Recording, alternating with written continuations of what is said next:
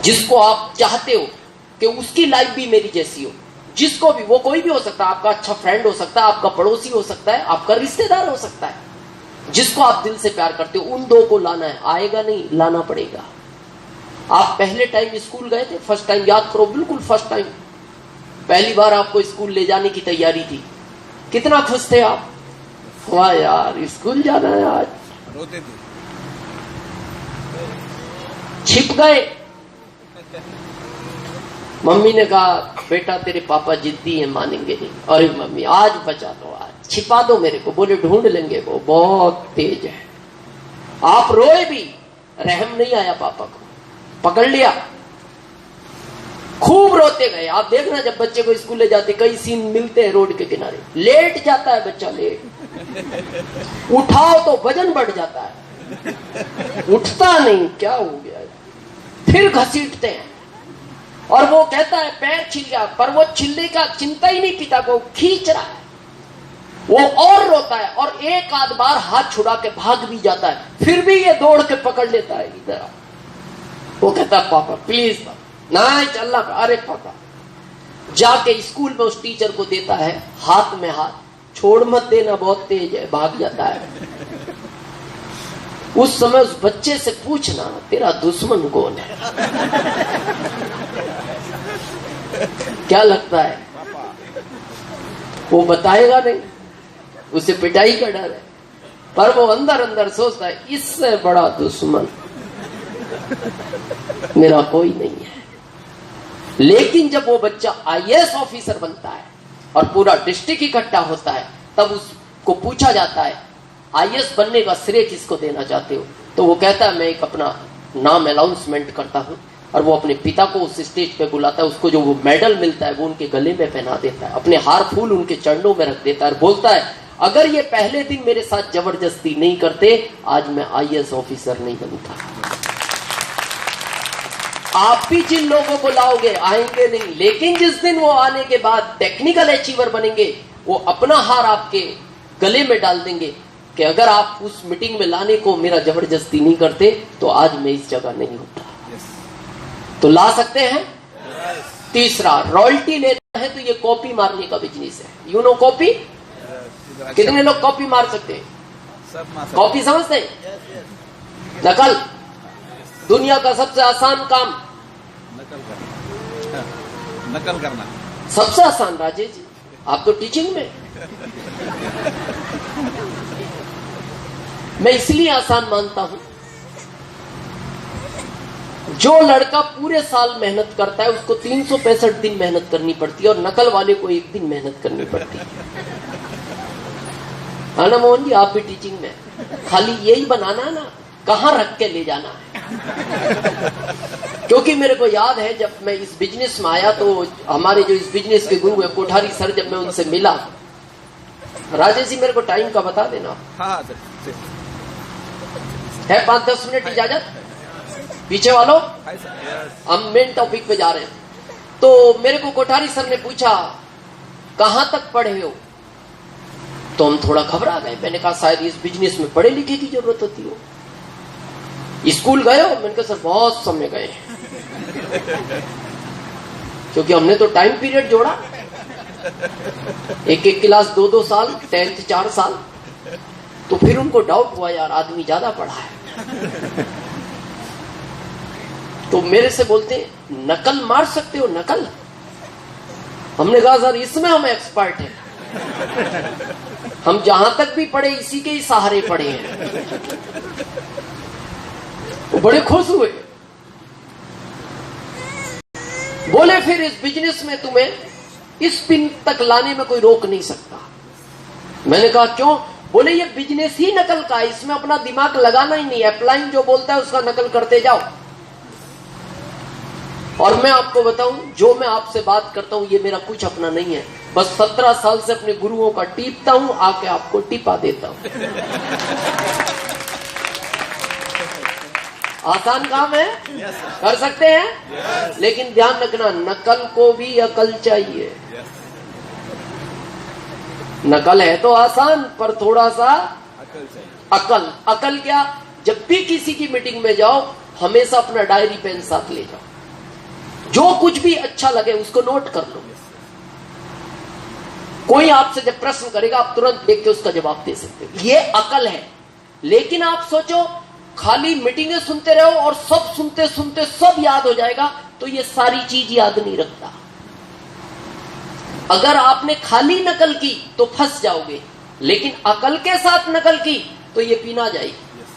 थोड़ा क्लियर करें पिक्चर। खाली नकल में कैसे फंसते? Yes sir. एक लड़का इंटरव्यू देने आउट ऑफ इंडिया गया पहली बार। वहां कई देश के लड़के थे। इसका तीसरा नंबर था। किसका? इंडिया वाले का, मोहन जी। पहला चीन का था, दूसरा नेपाल का था, तीसरा ये था, और बाकी कई देश के थे। बहुत पुरानी बात है। तो जब पहला वाला गया तो अंदर उसको पूछा गया भारत के प्रधानमंत्री का नाम बताओ। उस समय अटल बिहारी वाजपेयी जी थे। तो उसने कहा अटल बिहारी वाजपेयी जी। ओके। दूसरा प्रश्न, भारत आजाद कब हुआ? बोले उसने कहा 1857 में योजना बनी, 1947 में आजाद हुआ। ओके। तीसरा प्रश्न, पृथ्वी गोल है या चपटी? उसने सोचा अगर मैं गोल कह दूं एग्जामिनर चपटी समझ रहा हो, नंबर काट देगा।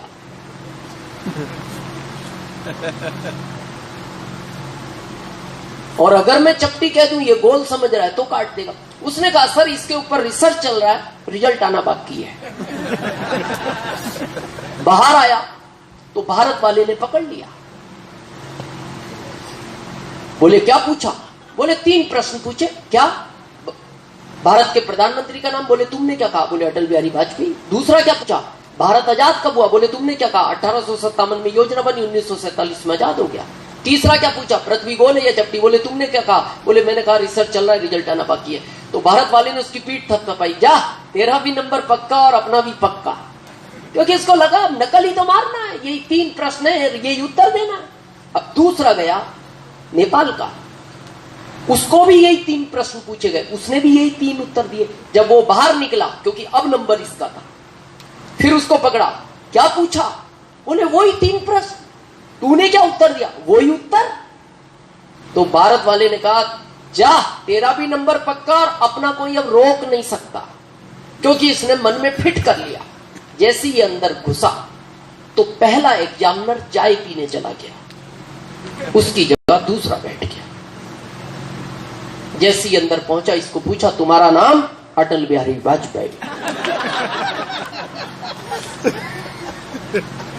तो बाकी जो एग्जामिनर बैठे थे वो देख के हंस पड़े। तो इसको जो इंटरव्यू ले रहा था इसको लगा मेरा इंसल्ट हो गया। तो उसने कहा हंसने का जरूरत नहीं है। इसने अपना नाम बताया। एक नाम के 1000 लोग हो सकते हैं एक देश में। ओके। इसको दूसरा प्रश्न पूछा तुम्हारा जन्म कब हुआ? बोले सर 1857 में योजना बनी, 1947 में मेरा जन्म हो गया।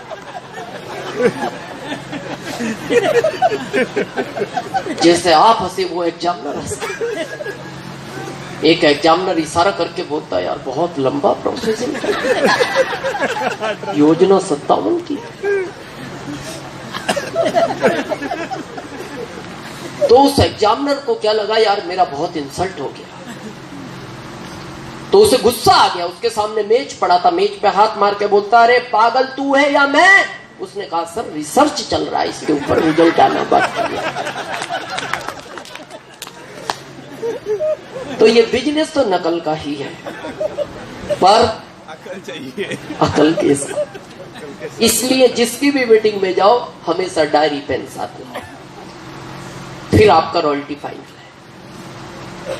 इसके बाद आता है टेक्निकल। राजेश जी आज हमारे टेक्निकल पर है और मेरे को गर्व होता है कि आज नासिक हो या जालना हो या औरंगाबाद हो, इस क्षेत्र में इस बिजनेस को वापस इस ऊंचाइयों में लाने में इनका बहुत बड़ा रोल है। तो एक बार वेलकम बनता है राजेश।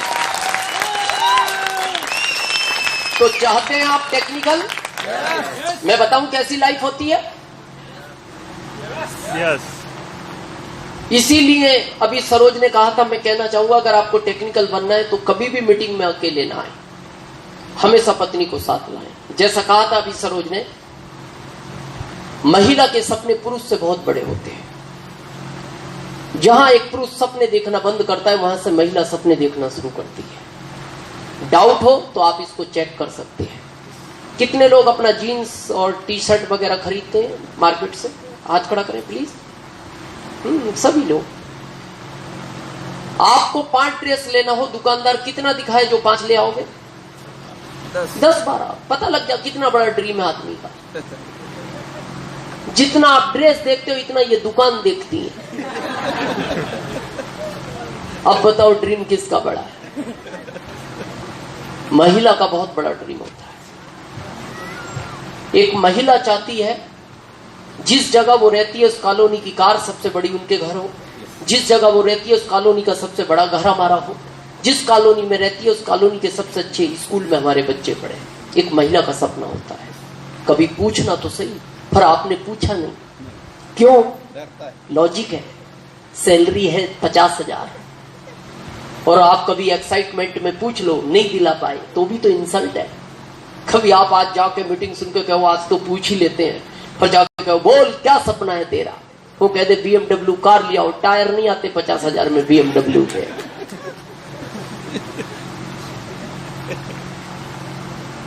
इसीलिए मैं कहता हूं इस सिस्टम को सीरियस पत्नी के लिए जरूर करना चाहिए। किसी के लिए करो ना करो। और क्यों करना चाहिए? कहो तो कड़वा है,